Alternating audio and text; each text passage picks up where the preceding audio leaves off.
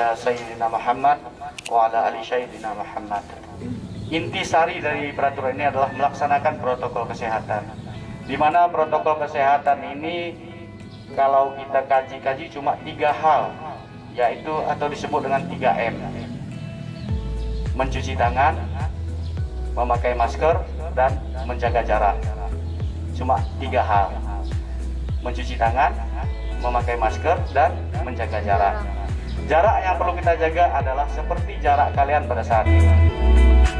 Saat baris ini seperti jarak kami dengan ibu kepala sekolah. Itu yang kita jaga, baik di sekolah maupun nanti di rumah.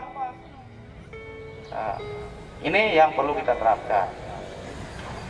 Di dalam peraturan ini, Bu, Pak, Ibu Dewan Guru dan Kepala Sekolah, ada sanksi-sanksi yang sangat jelas.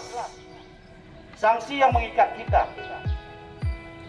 Untuk itulah kami diutus mensosialisasikan kepada masyarakat sekolah supaya mengetahui apa sanksi yang akan dikenakan bagi pelanggar disiplin protokol kesehatan sesuai dengan peraturan Bupati nomor 32 tahun 2020 ini.